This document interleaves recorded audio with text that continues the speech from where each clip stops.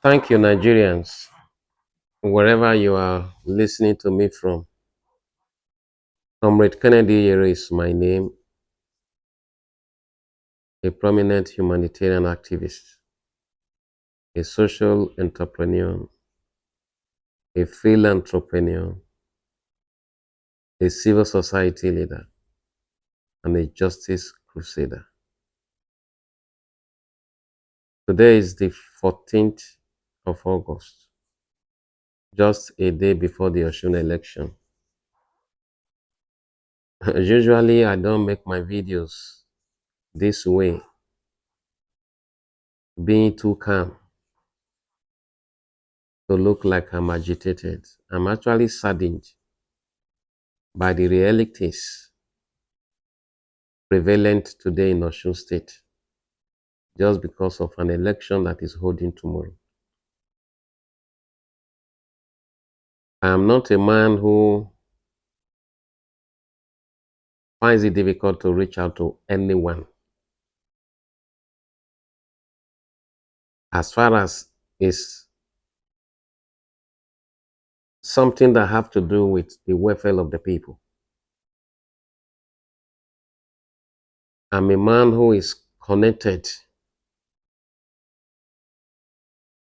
highly connected to those that hold today's political power or stake in Nigeria. I can reach out to anybody without difficulties of any kind. I can reach out to the President of the Federal Republic of Nigeria. I can reach out to the NSA. I can reach out to any governor. I can reach out to any minister. I can reach out to any political gladiator that is maintaining a top level. But this is my message to the governors of the APC in Osun State. This message is for you. You are all in Osun State as leaders of the people from your various states. My first question is, what is the purpose? If the purpose for being in Osun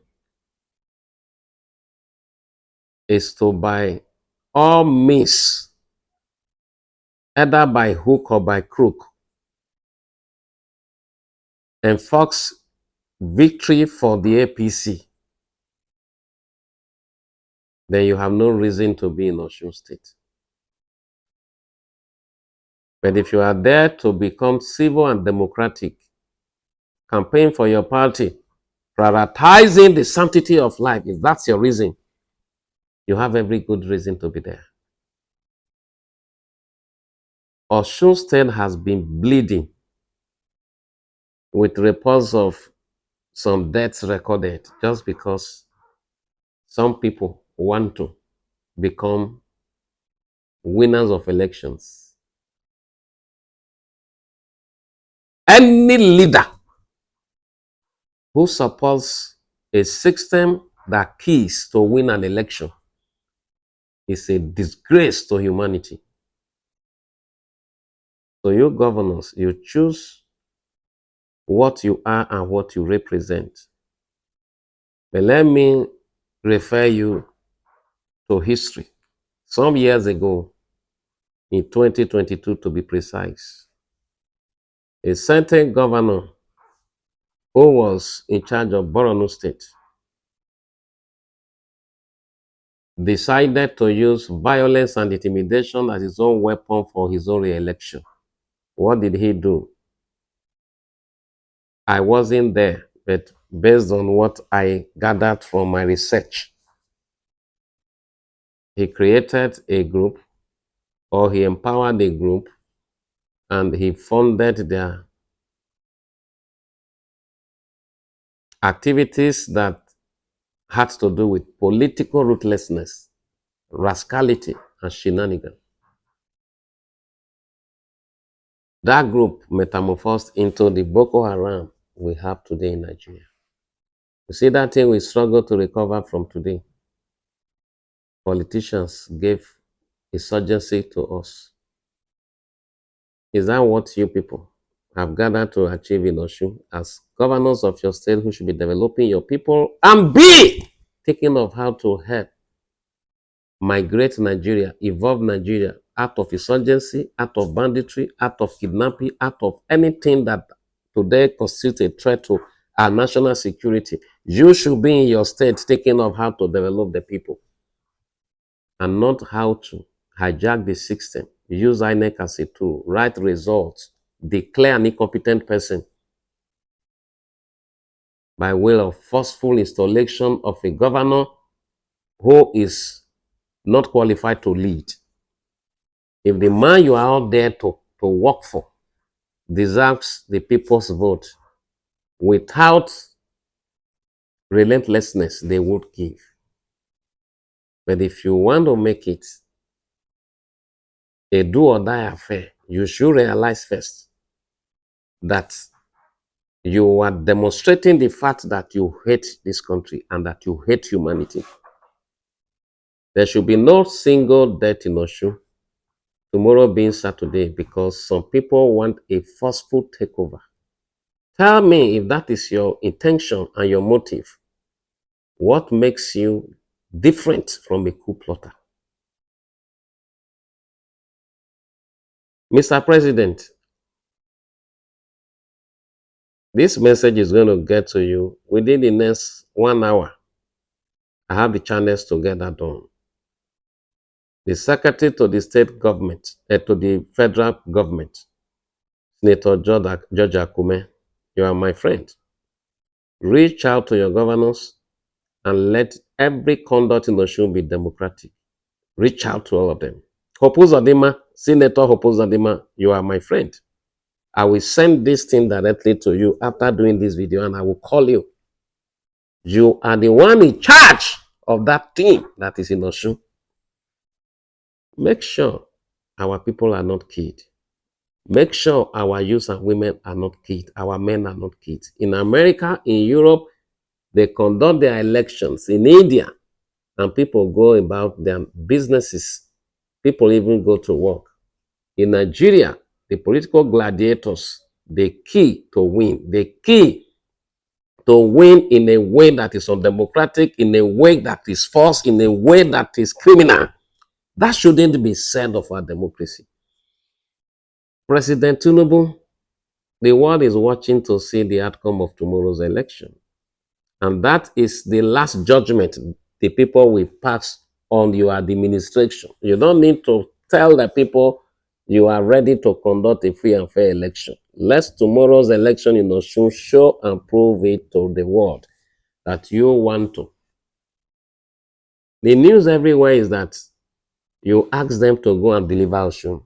How are they delivering Osun? It is the people who should deliver their own winner, not power from the villa. But I believe you didn't say that. But if that actually was the instruction, in the interest of our national stability, it has better be reversed. Because the unexpected might happen out of Osun. I am the person who coordinates Yeidep. And I have gone around different states. I know the hunger. I know the disillusionment. I know the frustration. I know the hopelessness among the youth. Whatever that puts them on the street of Nigeria in protest against the government of the day, where it will land us will be where we least expect it. All these governors don't start what will consume us as a nation. We have no other country to call our own. Let our selfish political ambition not ruin our peace. We don't even have security. We are still struggling to address the problem some of you have created in the past and are still creating. Yet, you have gone to Osun to start radicalizing the people. The reports we are having is indicating that some political gladiators are buying guns, are buying machetes, are strengthening court groups just to use them for tomorrow. But may I ask you this question? What happened after tomorrow's election? What happened to the gun? Assuming you succeeded in truncating the process and then by hook or by crook, placing your own candidate as a fake and false governor that will serve the people, would you be able to retrieve the guns and the machetes and and other dangerous weapons you have proliferated and put in the hands of these hardened youths that you have made to become radical? Tomorrow, you don't know that another species of insurgents will arise out of these people you have created, like it happened in Borno. Why are we creating problems for ourselves? Ribadu, the National Security Advisor, I'm sending this video straight to your office. You will get it in the next 10 minutes. All of you should act. Nigerians are not happy. The youths are not smiling. Let's not provoke whatever puts them on the street. That is one thing we may not recover from. Please, Adeleke, to you now, conduct yourself and make sure you are also not practicing the same shenanigan. I'm a candidate of the Accord Party. I'm running for the senatorial election, and I'm going to win my election. Election should be conducted in the spirit of sportsmanship. Why should we die because we want to choose a leader? Anyone who is coming to serve must not kill, must not be involved in any criminal act in order to win. If you want to serve the people, they want you, they vote for you, you serve them. If they don't want you and you are sure of yourself that you were genuine, you walk away. This do or die approach to politics should stop. Finally, Osun State must not bleed. The election of tomorrow should be credible. INEC, Amokwitan, any rigging of any kind will only be possible if you connive and compromise. I hope you will not give Nigerian youths a reason to ask you to step down. Wise men do not start wars. You know why? Not every man who started a war lives to see the end of that war. A word is enough for the wise. I remember Comrade Kennedy Iyere, Edo Central senatorial candidate of the Accord Party for the 2027 general election, and the Coordinator General of the Youth Economic Intervention and De-Radicalization Program, Yeidep, as well as a prominent humanitarian activist, social entrepreneur, field entrepreneur, and justice crusader. God bless you for listening. Please spread this message.